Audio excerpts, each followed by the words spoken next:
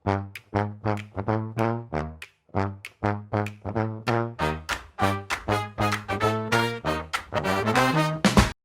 مع رفعت، وزي ما وعدناكم لازم نيجي بيليس كوفي علشان نبدأ نشوف كل حاجة على أرض الواقع. بسم الله الرحمن الرحيم.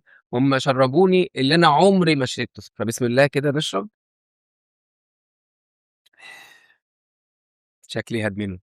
ازيك يا مستر بلال؟ ازيك يا مستر نور محمود؟ الدنيا نور الدنيا. احنا جينا وبدأنا نشوف حاجات كتير، فقلنا يبقى صح ان احنا كنا لازم نيجي هنا. احنا النهارده جايين عشان نشوف حاجات كتير قوي، وبما اننا المره التانية مع بعض، فكان المره الاولانيه في اسئله كتير وكلام كتير، وفي ناس عايزه تعرف شويه تفاصيل كده. مبدئيا كده احنا اتكلمنا عن قهوه معينه بتتعمل بشكل معين وجبنا ليها شكل، وبعدين تقريبا احنا جبنا شكل تاني خالص. صح. اشرح لي كده مستر بلال ايه اللي احنا عملناه وايه الادوات الصح بتاعتها. الحلقة اللي فاتت كنا بنتكلم عن الكولد برو اللي هي البرج التقطير اللي بيقعد من 12 ل 24 ساعة. يعني ساعة ما بنقول اه احجزها النهارده واشربها بكره. بالظبط، لكن اللي ظهر في الفيديو الفي 60 الأداة دي. اه. طبعا دي مختلفة شوية في طريقة التحضير والاستخلاص، لأن هي بتخلص في 5 دقايق. امم التانية 12 ساعة و24 ساعة، ودي بتستخلص في كام؟ في 5 5 دقايق. دقايق. وهنا بنصب عليها عشان نعمل الاستخلاص ميه سخنه، وممكن نقلبها ايس عادي لما بعد ما نخلص نقوم حاطين القهوه على تلج فاتقلبت ايه؟ ايس. لكن التانية بتتحضر على البارد وتتشرب على البارد. يعني ما بتبقاش فيها اي حاجه سخنه. بالظبط. لكن الاثنين الطحنه بتاعتهم بتبقى كورس او سوبر كورس، تبقى خشنه، لكن عكس التركي بتبقى ناعمه شبه البودر. مظبوط. فالاتنين نفس ايه، قريبه من الطحنه بتاعتهم قريبه من بعض ومفلتره، لان دي فيها فلتر هنا جوه مم. والتانية فيها فلتر برضه. طب ليه دي مسمينها في 60؟ يعني دي ليه اتسمت كده؟ علشان لو حضرتك اخدت بالك هتلاقي هنا لو فتحنا برجل هتلاقي على حرف في، حرف البرجل على الفي. حرف الفي فكده في. هي طب 60 ليه؟ علشان 60 درجة لو فتحناهم على البرجل مم. في الدايرة ديت من هنا لهنا، من النقطة دي للنقطة مم. دي، فاتسمت في 60. اللي عملها هو اسمه هاريو، ياباني. هو ودي تبع الماركة بتاعته هاريو. وهم كانوا زمان بيستخلصوا الشاي السبيشاليتي تي، بيستخدموها في الاستخلاص بتاع الشاي. مم. بعد كده دخلوها بقى في القهوة المختصة. طيب احنا حاليا انا شايف البراند عندكم او بيلس كوفي بيبيع حاجات كتير متنوعة، من ادوات ومن خلطات او يعني طحنات معينة ومن قهوة معينة وازايز وحاجات. احنا دلوقتي تعالى ناخدهم شوية بالترتيب، عشان انا عاجبني قوي شوية حاجات انتوا عاملينها وما شاء الله. هم عاملين حاجات بتاعتهم، يعني مش بس مجرد ان انا ممكن اعملها وخلاص، لا، تعاون مع اماكن كبيرة عامله لهم حاجات مخصوصة عشان يعملوا فيها القهوة المختصة. فلا الموضوع كبير. ما تيجي نحكي عن الموضوع دي شوية. ده تعاون مع شركة اسمها موبيكير. الشركة تبع باشمهندس إبراهيم أبو جندي. هو متخصص في الإيكو فريندلي برودكتس، إن هو بيعمل برودكتس عالية الجودة وفي نفس الوقت صديقة للبيئة. امم فتعاوننا معاه إن إحنا نعمل حاجة هاند ميد أو حاجة مخصصة تليق بالقهوة المختصة. فطبعا لو لاحظت كده هتلاقي الكوباية عاملة زي الكاسات زمان، هتقدر تمسكها كده.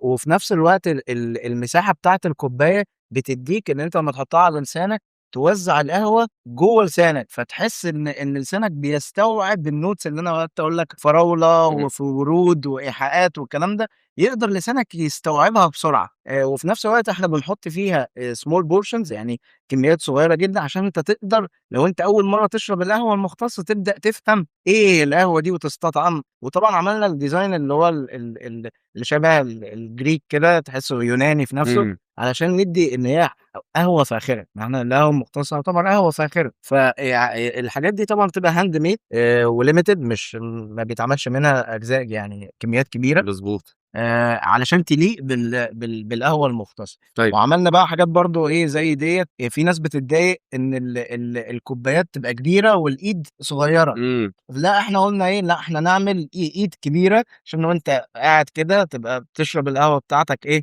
وانت مرتاح. وفي نفس الوقت بتلاقي ايه فيها زي تاتشات كده في الديزاين، ممكن تحط فيها حاجه تكتب عليها اسمك مش عارف ايه، امم تبقى مخصصه ليك، وده بنقدمه عادي سهل.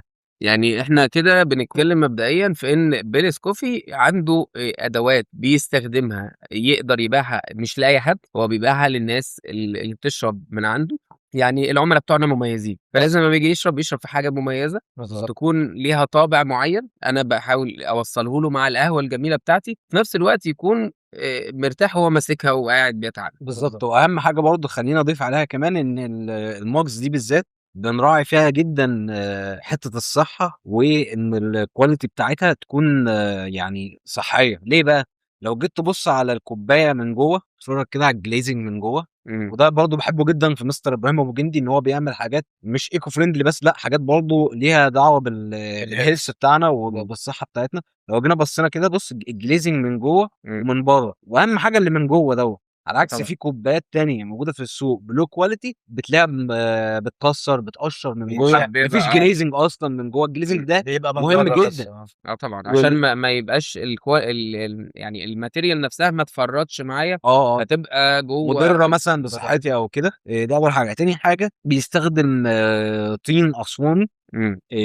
وزي ما مستر بلال قال، الحاجات دي هاند ميد. والديزاينز انا بحب جدا الديزاينز بتاعت باشمهندس ابراهيم. هو يعني ما شاء الله عليه في حته الديزاين، اصلا هو ديزاينر اصلا. فالحاجات دي تحفه، كان كولابريشن تحفه جدا معاه، ولسه في قدام حاجات كتيره مع بعض. انت بتشرب كابتشينو، دي مقاس الكابتشينو بس، كوبايه للفلات وايت بس، كوبايه للفي 60 بس. محدش ويقول لك الكوبايه دي كام ملي، تشيل كام ملي. فينفع مثلا قهوه تركي دبل نفس الوقت ايه في 60، تقدر تشرب فيهم ايه الاثنين بالظبط. فتبقى عارف التفاصيل بتاعه الكوبايه.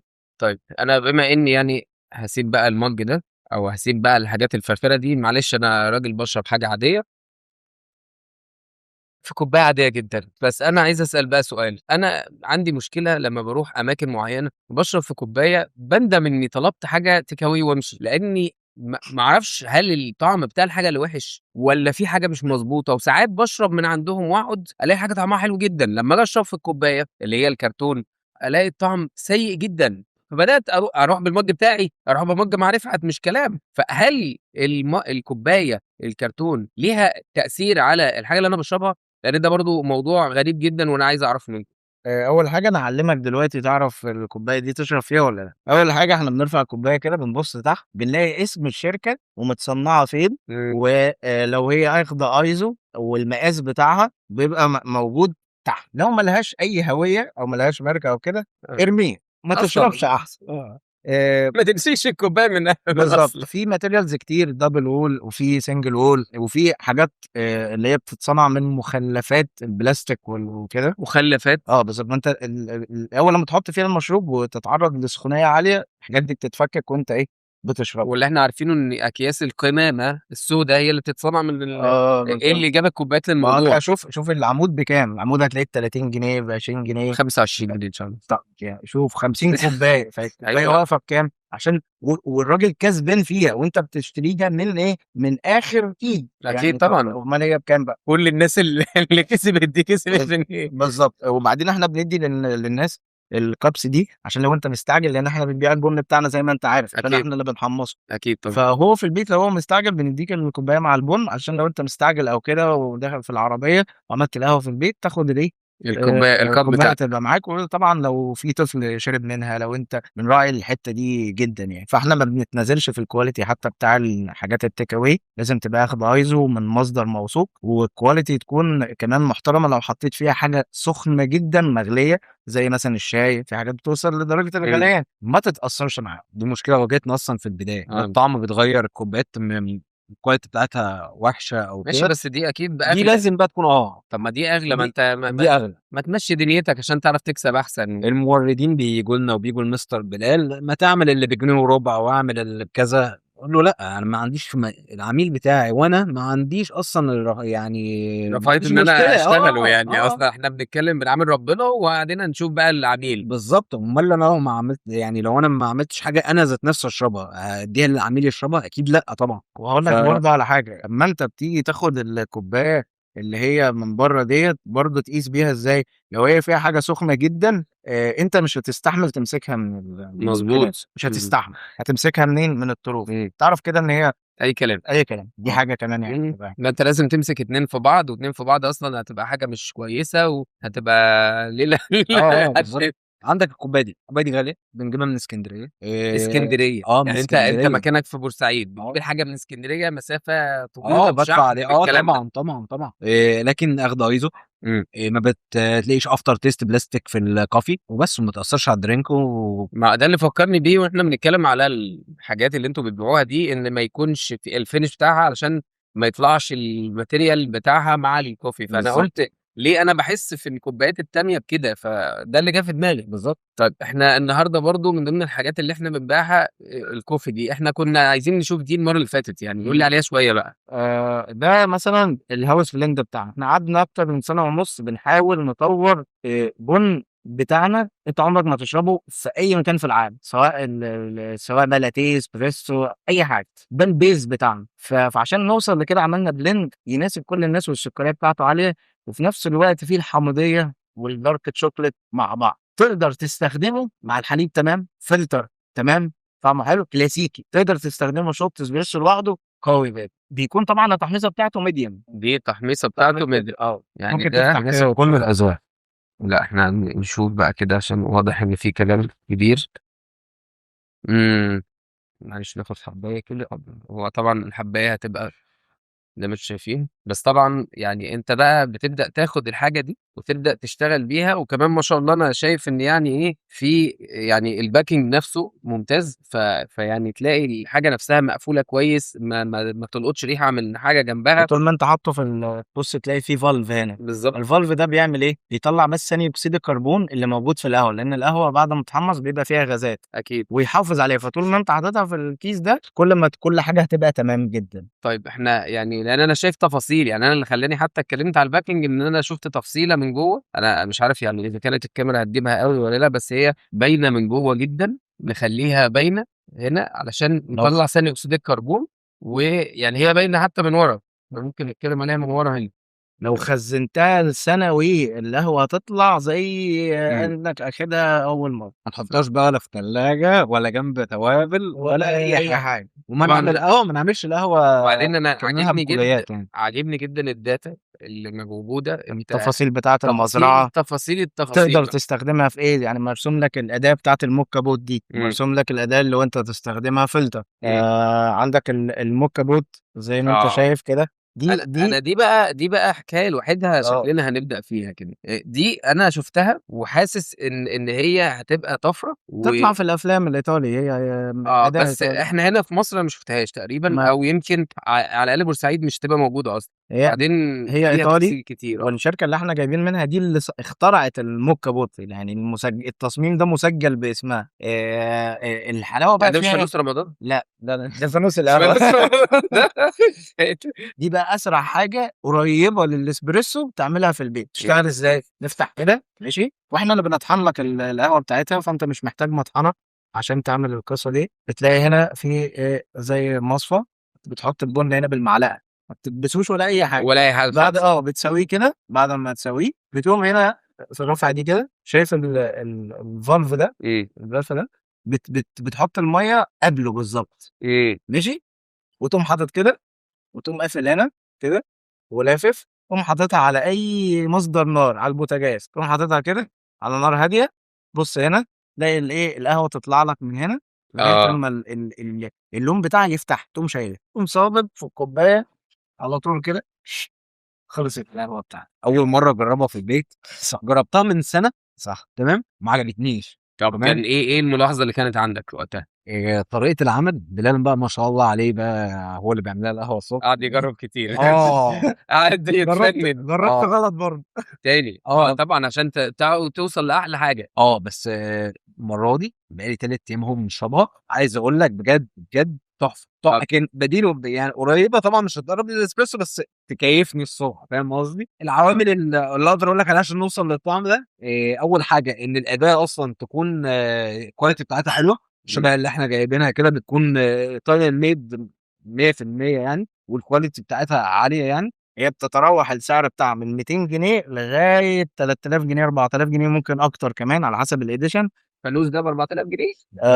احنا معاك. كل ما بتعلى في الموديل، كل ما بتلاقي فيه اداء ممكن على حجم الكوبايه، يعني دي مثلا بتشيل 3 كوبايات، الكوبايه الواحده 90 مللي في الموكا بوت، فانت عندك لغايه 12 كوبايه، مضبوط. فعلى حسب عايز تشرب البيت معاك في مره واحده. لا نبقى نشربها حبه في حبه فاهم قصدي؟ فهي ليها مقاسات وحاجات، بس لما انا جيت استرخصت وجبت حاجه صين ملهاش هويه حكمت عليها، قلت انا لا دي مش اتاري الاداه هي اللي فيها المشكله. لما جبت بقى الاوريجينال غيرت رايي خالص، بقيت يعني نتكلم بقى بعدين اكسبيرينس وانت بتعملها كده وبتتساوي تبص على القهوه وهي بتطلع من الفتحتين دي، وشكلها حتى ديكور يعني تحطها بعد ما تخلص كده وتشرب القهوه برضه ممتازه على لان المكتب. كمان انا شايف ان هي ليها الفتحتين من هنا بالظبط، المفروض بتطلع هي منها بقى الميه بتغلي من هنا إيه. وتقوم طالعه في الماسوره هنا لغايه ايه ما تقوم طالعه القهوه من الفتحتين دول، وخلاص بقى بتبقى جاهزه. يعني احنا كده التكنيك بتاعنا ان احنا تحط بنحط الميه الميه هو لغايه فين بقى؟ عشان دي حاجه مهمه جدا جدا جدا. قبل العلامه دي عشان ما قبل العلامه تنفجرش، اللي جوه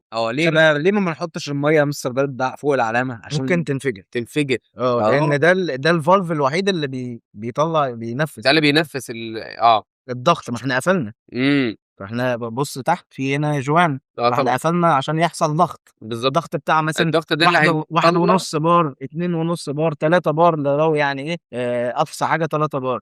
طبعا ليه بنقول اقل من الاسبريسو؟ عشان الاسبريسو لازم يبقى مكنه بتطلع ضغط 9 بار عشان تطلع كريمه واسبريسو. فاحنا ينفع هنحط الميه اقل من الفولت، فاحنا بنحطها وبعد كده بيبدا بقى الضغط يطلعها هنا مع اللي يطلع وجود ايقون البن هنا يطلع في الماسوره اقوم دي حاططها هنا زي الشاطر كده بالظبط. تقوم مع الضغط تقوم طالعه تخرج لي من الفتحتين دول، ابدا بعد كده ابدا اشوفها بقى بفتحه كده تقوم صابت خلاص القهوه بتاعتك جاهزه يا باشا. واقوم ايه تقوم شاي، ممكن تحط عليها حليب تبقى لاتيه. اه ده اوبشنات كتير بقى. بالظبط.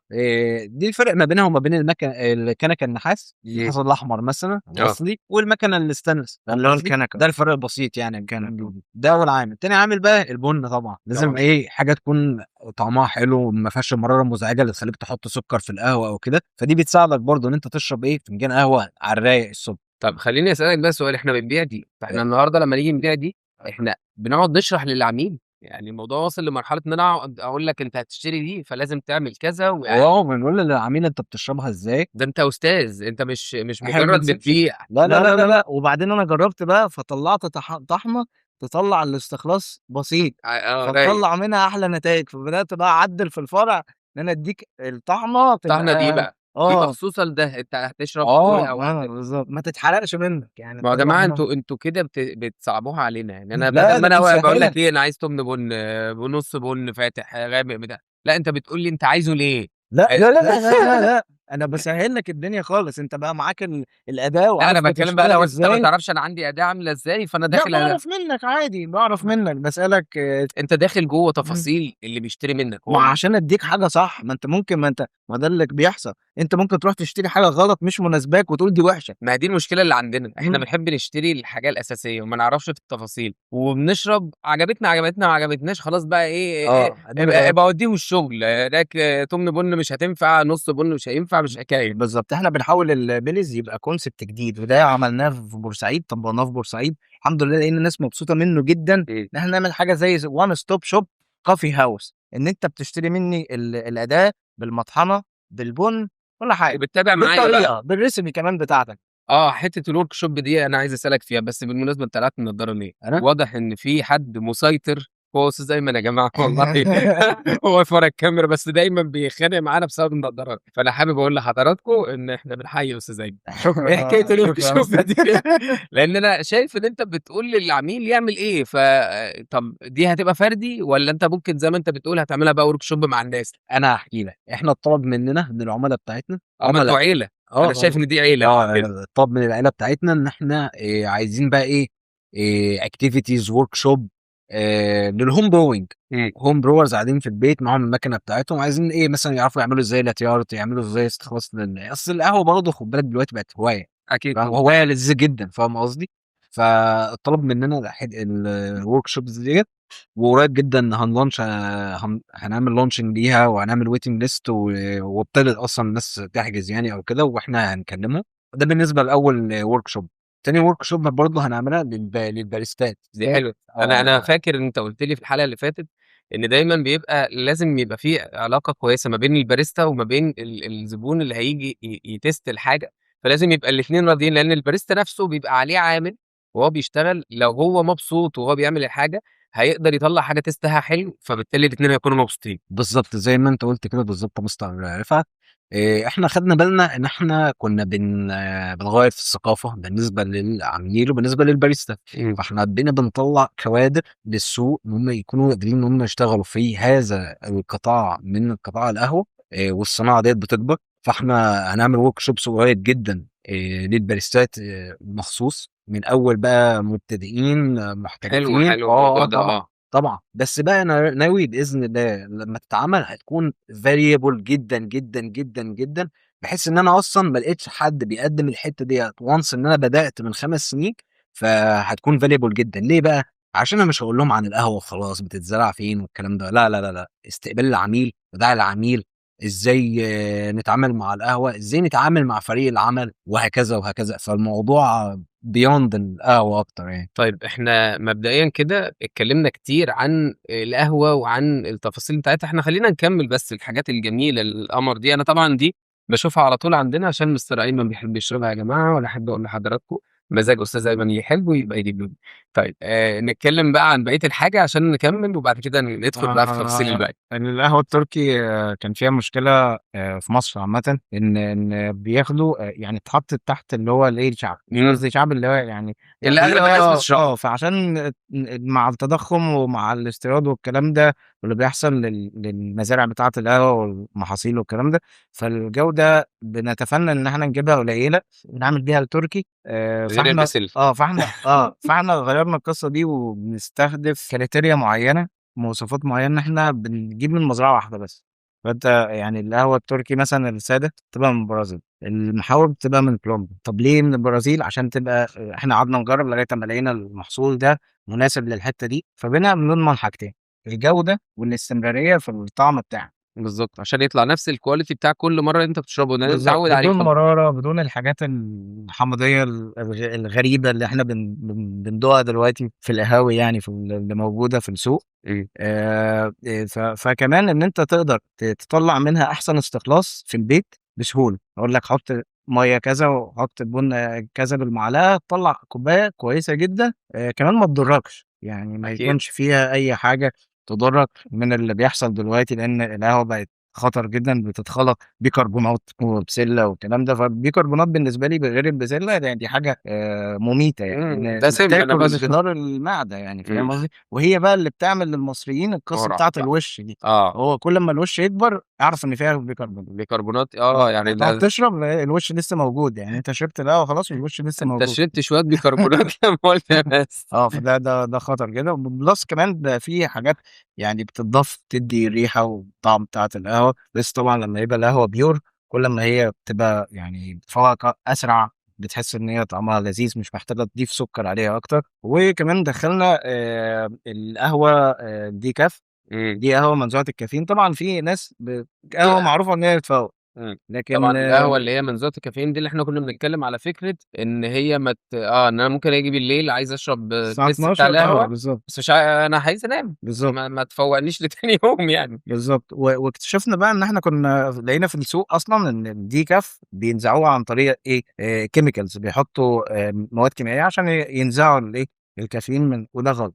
إمم. فإحنا اضطرينا إن إحنا نجيب قهوة كمان تكون مختصة، علشان أصلًا الprocess بتاعة نزع الكافيين دي غالية جدًا، أكيد. مكلفة، فبيعملوا إيه عشان يعوّضوا الcost بيجيبوا origin أقل. الأقل، آه. التكلفة بتاعته قليلة جدًا، فلقينا في طريقتين بالتبخير أو بالSerious water دي بتتعمل بيها نزع الكافيين، فدلوقتي كمان اكتشفنا مع الوقت إن إحنا مش بنعمل للناس دي، اللي هي مثلًا عايز الساعة 12:00 يشرب قهوة وينام، لأ.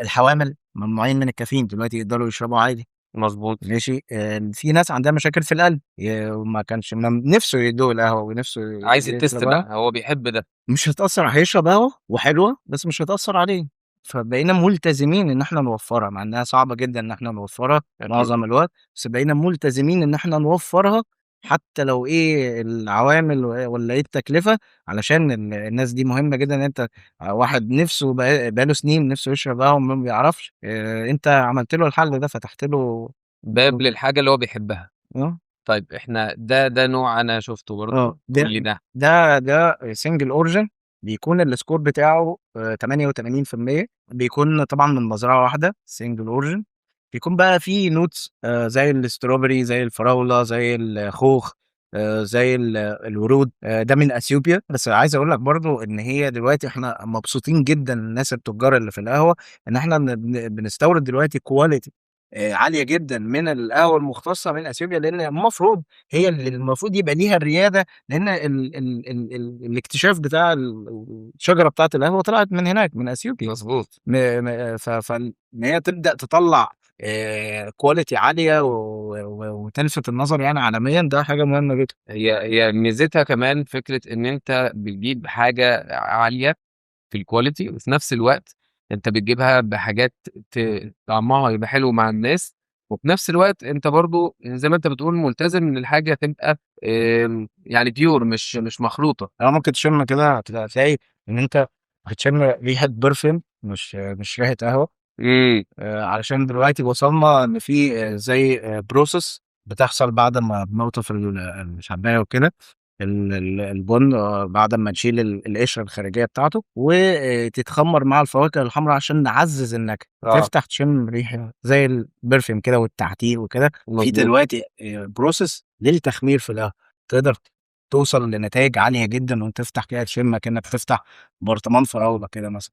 طيب إحنا من ساعة ما بدأنا وقعدنا، أنا شايف حاجة، أنا مش عارف أنا قاعد في أسوان تقريبًا أو أنا قاعد في النوبة غالبًا أو قاعد في حتة، يعني هو أنا مش فاهمها، بس أنا عاجبني شكلها، ففهّمني هذا القوام الممشوق وحاسس إن في تركيبات كتير، يعني حاسس إن في أجزاء ومش فاهم بيعمل إيه، ما تفهّمني ده إيه؟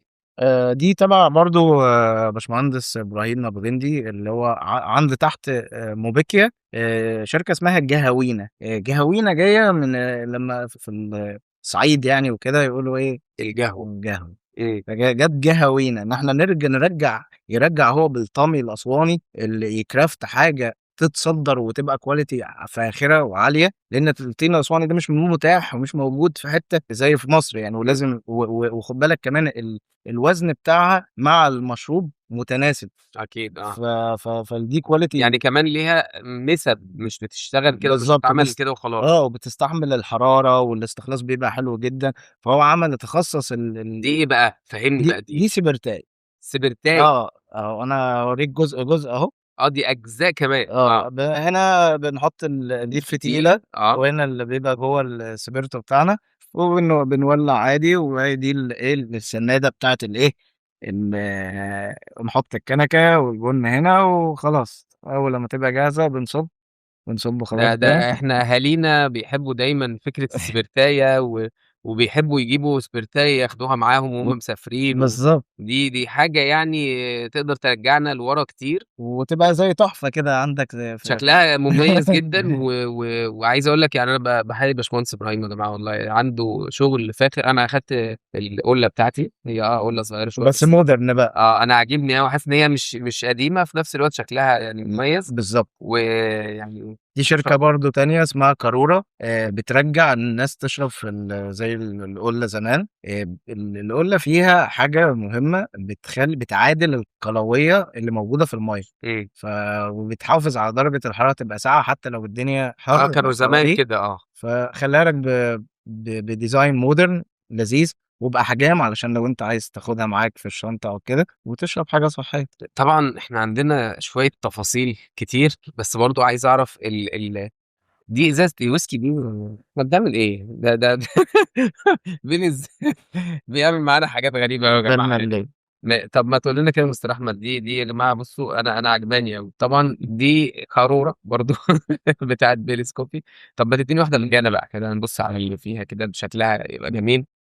دي ما شاء الله يعني أنا آجي آخد منكم الحاجة مقفولة والpacking بتاعها مقفول، طب إيه اللي جوّه بقى؟ دي اللي هي الcold brew اللي أنا باقول لك عليها المكترة، اللي هي إيه؟ بتقعد من 12 ل24 ساعة، ممكن نحط فيها أي حاجة، ممكن نحط فيها الV60، آه. ممكن نحط فيها ice latte، طب أنا برضه أيوه. عايز أعرف أنت بتحط الحاجة جوّه material معيّنة، أنت برضه إزاز برضه، مهتم أوي إزاز بإن الحاجة يعني ده برضه أكيد مش أي إزاز. وعشان تقدر تستخدمها تاني، يعني ممكن إمم. تغسلها وتحط فيها تاني وتيجي يعني فاهم، تعيد استخدامها كذا مرّة. أنت بتهتم دايمًا بالحاجة اللي بتمشي مع البيئة، وإنها ما تضرش البيئة، وإنها ما تكونش فيها أي حاجة ممكن فيما بعد تبوّظ، يعني حتى الطعم بقى تبوّظ، البيئة ممكن نستخدمها تاني، فده حاجة أنا شايف إن حاجات متجددة طول الوقت. طيب خلّينا نسأل سؤال عن القهوة، أنا النهارده أحمد رفعت ما باشربش قهوة، ما باشربش أي حاجة فيها كافيين، والنهارده جيت Spanish latte بالنسبة شربت جرّبت Spanish الSpanish latte ما حسيتش بمرارة، وفي نفس الوقت أنا برضه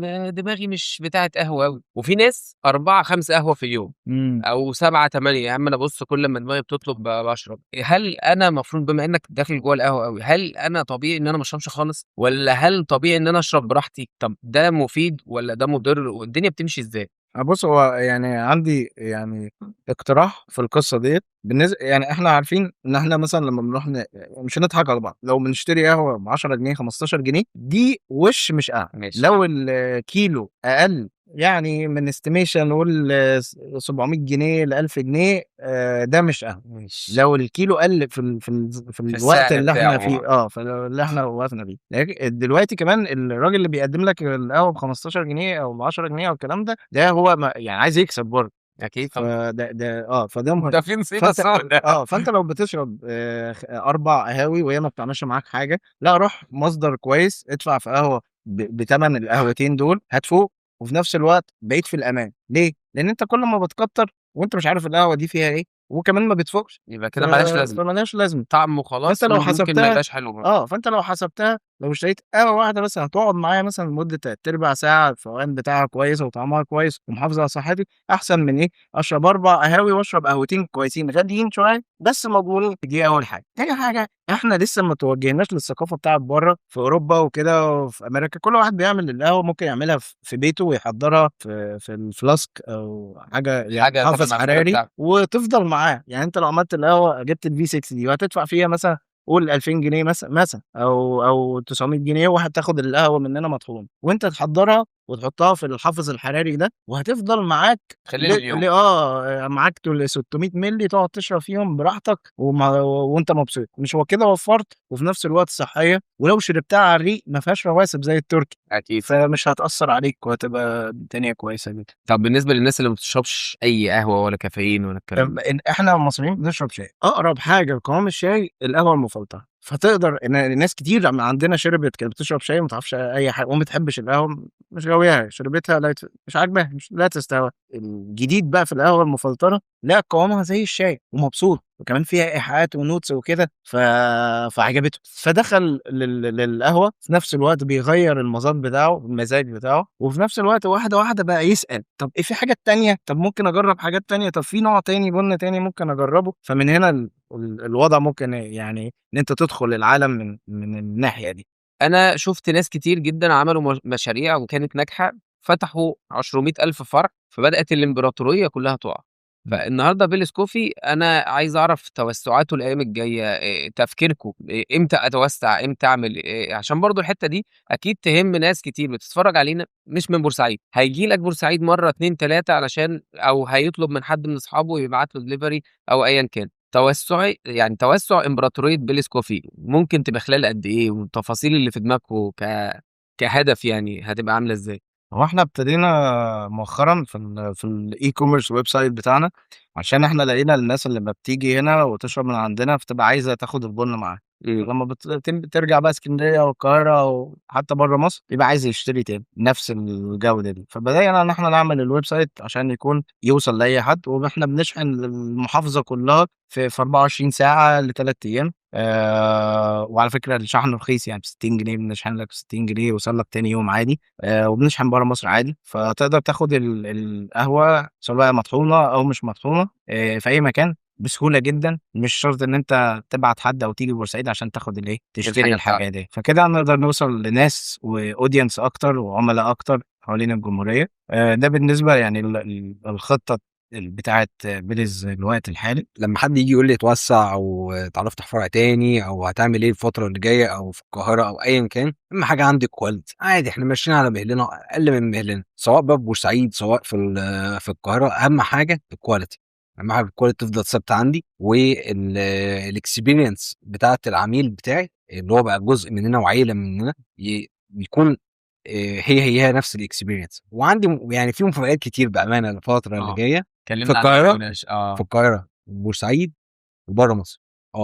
ده سبق بقى احنا هنتكلم فيه اه بقى المرة اه دي، اه وهنشوف الأيام الجاية. هو بيليز بيعملها مطلوب في كذا حته كده بره مصر وفي القاهره، فاحنا يعني في اخبار لذيذه جدا خلاص جدا، يعني يعني احنا اكسبيرينس لطيفه جدا جدا هتحصل الفتره اللي قاعدين جايه. مع بعض وبنتكلم عن طموحات. يس. وطبعا موضوع الاي كوميرس ده ممتاز جدا، لان احنا طبعا بنبيع لاي حد، بس توسعنا الايام الجايه ان شاء الله هيبقى فيه حاجات كتير والمفاجآت دي، لان دي برضو مش اخر قعده زي ما احنا قلنا المره اللي فاتت، لان برضو احنا كل ده بنتكلم على القهوه بمشروباتها بتفاصيلها، وانتم مميزين في مشروبات تانية كتير. يعني انا شخصيا دقت اكتر من حاجه وانتم مميزين فيها، مش بس قهوه. فطبعا انتوا بتهتموا بتفاصيل وكواليتي، فاحنا لازم هنكمل وهنشوف حاجات تانية. وطبعا انتوا في تطور، فهيبقى في حاجات تانية نقعد برضه ده انا فيها. كمان عايز اقول لك على حاجه برضو، يعني بالنسبه ان انت سالتني على حوار التوسع ده او كده، عايز اقول لك برضو اللي ما لحقش يستمتع بفرع في الريال اللي احنا فيه دلوقتي ها قبل ما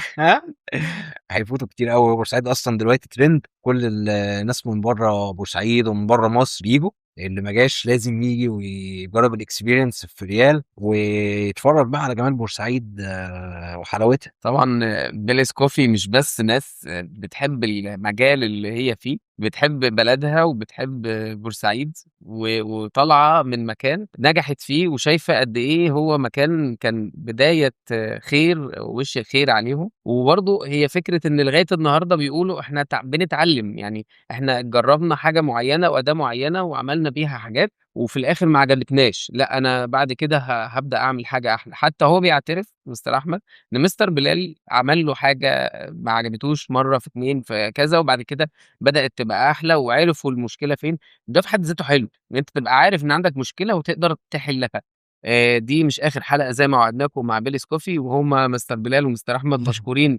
يعني قعدونا معاهم النهارده جوه المطبخ بنتفرج، وهنشوف جوه الحلقه شويه حاجات من المطبخ فعلا عشان نبقى بالمعنى الحرفي يعني. وان شاء الله الايام الجايه خليكم معانا وهنشوف حاجات كتير من بيلز كوفي. سلام.